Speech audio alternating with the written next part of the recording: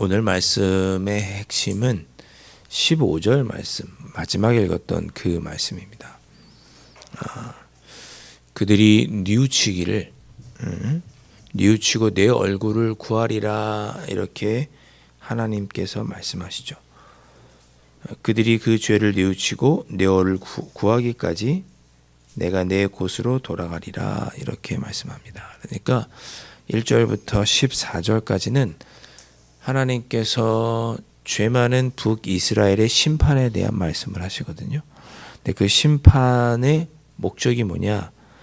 그 죄를 뉘우치고 내 얼굴을 구하도록 하기 위해서 이런 심판을 한다.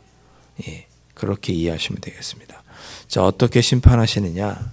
간략히 살펴보면 1절에서 제사장들아, 또 이스라엘 족속들아, 왕족들아, 이렇게 부릅니다. 그러니까 종교 지도자들, 정치 지도자들, 왕족들, 그들에게 귀 기울이라, 너희들에게 심판이 있을 것이다 라고 말씀합니다. 정확히 어떤 죄 때문인지는 알 수는 없지만 비유로 말씀하시죠. 너희가 미스바에 대하여 올무가 되고 다보리에 친 그물이 됨이라. 그러니까 미스바는 이스라엘을 상징합니다. 그러니까 지도자들이 이스라엘 백성들에게 올무가 되었다. 이스라엘 백성들이 하나님에게 벌받을 만한, 우상을 섬길 만한 그런 우상 숭배에 빠지도록 지도자들이 앞장섰다. 너희들이 이스라엘이 올무에 걸리도록, 그물에 빠지도록, 걸리도록 너희들이 앞장섰다. 그런 죄가 지도자들에게 있다. 그런 너희들에게 심판을 하겠노라고 하나님께서 하시는 말씀을 호세아가 전하고 있는 것이죠.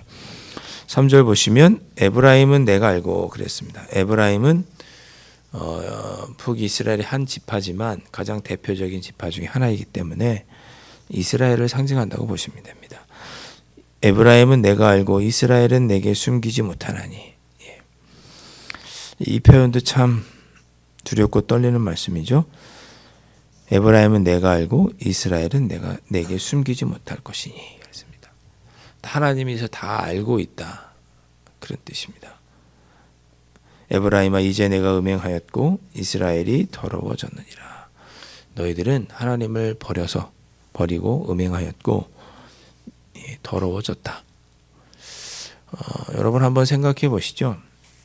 우리가 죄를 짓지 않았다고 생각을 하고, 우리가 죄를 지어도 하나님은 모르실 거라고, 내가 누군가에게 속마음으로 이런 생각을 한 거 하나님이 아시겠어? 라고 생각할지 모르겠습니다. 나 혼자 내가 이런 악한 생각을 하는 걸 하나님이 아시겠어? 라고 생각할지 모르겠습니다. 근데 하나님은 다 아신다. 숨기지 못한다 라고 말씀합니다. 그러니까 하나님이 이렇게 위에서 우리 다 내다보고 계신 거죠. 강남제일교회 성도들은 지금 어딜 가고 있나? 뭐 하고 있나? 마음속에는 무슨 생각이 있나? 하나님 앞에 숨기지 못하는데 우리는 하나님께 숨길 수 있는 것처럼 행동을 하니 하나님 보시기에 얼마나 참 가소롭겠어요. 저희가. 너희들이 나를 위해서 열심히 한다고 하는데 제사도 드리고 제물도 드리고, 지금 그런 거예요. 정치 지도자들, 종교 지도자들, 이스라엘이 그런 거예요. 하나님께 형식적으로는 제사를 드리는데, 그런데 그 마음에는 전혀 하나님의 뜻대로 살고 싶어 하는 마음이 없는 거죠. 용서하고 싶은 마음도 없고, 이해하고 싶은 마음도 없고, 정직하게 살고 싶은 마음도 없고, 그러면서 제사는 드리고 그러는 모습을 보면서 하나님은 참 안타까운 거죠. 내가 너희들의 속마음을 다 아는데 겉으로만 너희들이 이렇게 포장을 하고 나에게 숨길 수 있다고 생각하는가 보구나. 하나님 다 아신다는 얘기를 3절에서 하시는 거죠. 그렇게 겉만 그렇고 속은 썩어 있는 그 모습이 4절에 하나님께 돌아가지 못하게 한다 그랬습니다. 그런 거죠. 예수님 때 바리새인과 같은 거예요. 내가 잘하고 있고 내 겉모습이 이러니 하나님께 아무런 문제가 없다고 생각을 하니까 하나님께 진심 어린 회개도 하지 못하고 삶의 변화도 없고 그렇게 되는 거죠. 지도자들이 특히나 더 그랬습니다. 자기들은 잘하고 있다고 생각했어요. 여러분, 우리가 오늘 이 새벽에 이렇게 한번 기도해 보았으면 좋겠습니다. 주님, 제가 하나님 보시기에 몇 점짜리인가요? 하나님 보시기에는 어떨까요? 제가 보기에는 제가 괜찮은 것 같은데 하나님 보시기에는 제가 어떤가요? 하나님 보시기에 제가 부족한 부분이 있으면 제가 회개하고 하나님께 돌아가겠습니다. 이 새벽에 그렇게 오늘 한번 기도해 보도록 하겠습니다. 5절 보세요. 이스라엘의 교만이 그 얼굴에 드러났나니. 여로보암 2세 때 호세아가 활동했다고 그랬죠. 여로보암 2세 때는 북이스라엘이 물질적으로 굉장히 풍요로웠던 그런 때입니다. 그러니까 돈이 많고 나라도 풍요로워지고 강맹하니 하나님 없이도 살겠다는 생각이 드는 거죠. 그게 교만이죠. 하나님 없이 살겠다, 살 수 있다. 그런 교만이 이스라엘의 얼굴에 드러났다. 이스라엘의 그런 분위기가 팽배한 거예요. 제사는 드리지만 하나님 없이 살겠다는 생각이 가득한 거죠. 6절 그들의 양떼와 소떼를 끌고 여호와를 찾으러 갈지라도 만나지 못할 것을. 양떼와 소떼가 뭡니까? 하나님께 드리는 양과 소, 이런 재물을 의미하죠. 너희들이 그걸 아무리 들고 하나님께 가봐라. 하나님을 만나지 못할 것이다. 7절 너희들이 여호와께 정절을 지키지 아니했다. 하나님에게 신실하지 못했다. 그래서 다 삼켜버리게 될 것이다. 멸망할 것이다. 그렇게 경고하고 있습니다. 8절 그래서 전쟁이 있을 것이다. 이런 표현도 나옵니다. 기브아에서 뿔나팔을 불며 라바에서 라팔을 불며. 이 나팔은 전쟁할 때 부르는 나팔입니다. 멀리 베냐민아 내 뒤를 쫓는다 할지어다 그랬죠. 베냐민이 남유다가 너희들을 침공하러 올 것이다. 그런 예언입니다. 실제로 그렇게 되죠. 나중에 남유다 아하스 왕 때 아스로와 한편이 남유다가 돼가지고 북이스라엘을 침공합니다. 9절 벌하는 날에 에브라임이 황폐하게 될 것이다. 그렇게 전쟁으로 하나님 벌하실 때 황폐하게 될 것이다. 반드시 있을 것이다. 그런 일이. 그렇게 예고하시고 유다 자손 지도자들은 경계표를 옮기는 자가 될 것이다. 경계표를 옮기지 말라고 하나님께서 명령하셨지만 유다가 북이스라엘 침공해서 자기들의 경계를 이렇게 북이스라엘을 점령할 것이다. 일당 일부를 점령할 것이다. 그렇게 말씀하고 있습니다. 11절 에브라임은 사람의 명령 뒤따르기를 좋아하므로 하나님의 뜻을 쫓는 게 아니라 사람의 명령 뒤따르기를 좋아하므로 학대를 받고 재판의 압제를 받는다. 심판이 있다. 12절 그러므로 내가 에브라임에게는 좀 같으며 유다 족속에게는 썩이는 것 같도다. 유다도 지금 하나님의 뜻대로 못 사는 거죠. 유다도 심판하실 거예요. 좀같이 썩는 것 같이 그렇게 심판하겠다고 말씀합니다. 13절 에브라임이 자기의 병을 깨달으며 유다가 자기의 상처를 깨달았고. 여러분 만약에 아픈 데가 있다면 어떻게 하시겠어요? 의사에게 가서 진찰을 받으시겠죠. 아, 허리가 아프네. 허리가 왜 이렇게 아프지?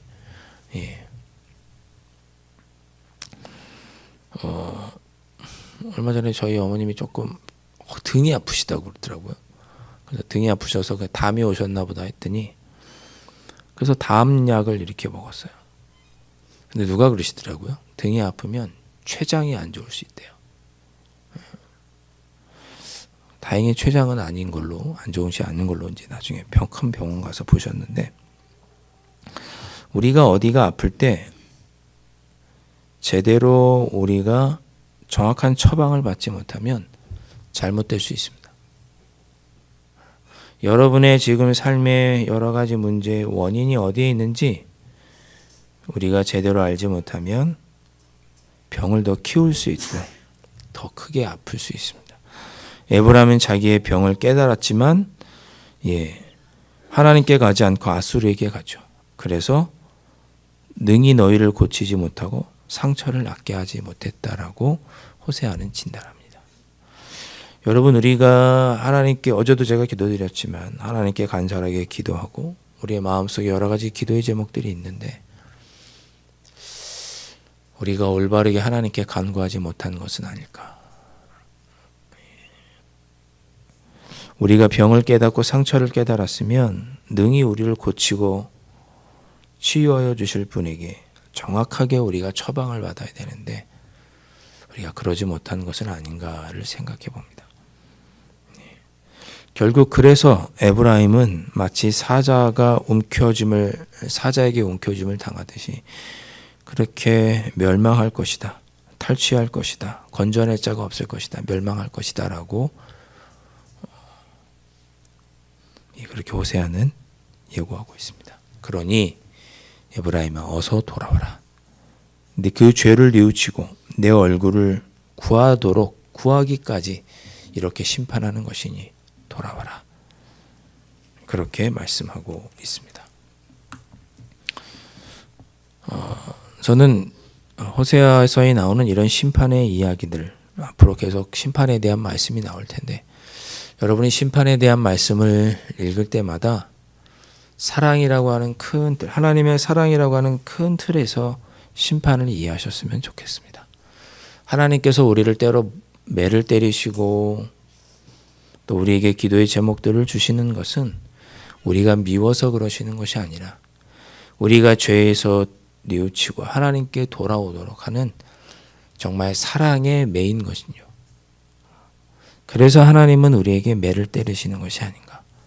오늘 호세 하나님은 분명히 말씀하십니다. 너희들이 나에게 돌아오도록 하기 위해서 좋은 말로 선지자들 그냥 보내서 너희들이 돌아오지 않으니 내가 매를 때리는 것이다 라고 15절에 하나님은 분명히 말씀하십니다. 그러니까 심판도 때로는 우리의 삶의 고난도 우리로 하나님께로 더 가까이 가게 하는 하나님의 사랑의 방편이 아닌가. 오늘 말씀을 통해서 생각해 보면서 그러니 여러분 이 말씀 품으시고 주님 제가 주님께로 돌아가겠습니다. 부족한 부분들 하나님께 회개하고 주님께로 돌아가겠습니다. 삶의 문제들을 통해 하나님을 더 간절히 찾고 하나님의 사랑에 기대어 하나님께로 돌아가겠습니다. 우리의 모든 삶의 초점을 하나님께로 맞추고 하나님의 영광을 위해 살아가겠습니다. 그렇게 다짐하며 기도하시는 이 새벽에 되실 수 있기를 주님의 이름으로 축원드립니다. 기도하겠습니다. 주님, 저희들은 여전히 부족하고 연약합니다. 하나님 보시기에 우리가 얼마나 부족하고 연약하겠습니까? 그러나 아버지 하나님, 저희들 부족하고 연약한 모습은 깨닫지 못하고 아버지 앞에서 교만하여서 하나님을 기쁘시게 하지 못하는 삶을 살지 않았는지 오늘 말씀을 통해 우리 자신을 돌아보게 됩니다. 주님, 저희들의 부족하고 연약한 모습 회개하오니 용서하여 주시고 성령 하나님 채워주시고 하나님의 영광을 위해 하나님의 뜻을 위해 살아가는 저희들 될 수 있도록 인도하여 주옵소서. 때로 우리에게 다가온 이 기도의 제목들, 삶의 어려움들이 우리로 주님께 더 한 걸음 다가가게 하는 하나님의 사랑의 방편인 것을 우리가 기억하여서 아버지 하나님, 힘들고 어려운 중에도 주님께 감사하며 주님께 한 걸음 더 나아가 하나님의 영광을 보는 저희들의 삶이 될 수 있도록 축복하여 주시옵소서. 귀하신 예수 그리스도의 이름으로 간절히 기도하옵나이다. 아멘. 하늘에 계신 우리 아버지, 아버지의 이름을 거룩하게 하시며 아버지의 나라가 오게 하시며 아버지의 뜻이 하늘에서와 같이 땅에서도 이루어지게 하소서. 오늘 우리에게 일용할 양식을 주시고 우리가 우리에게 잘못한 사람을 용서하여 준 것 같이 우리 죄를 용서하여 주시고 우리를 시험에 빠지지 않게 하시고 악에서 구하소서. 나라와 권능과 영광이 영원히 아버지의 것입니다. 아멘.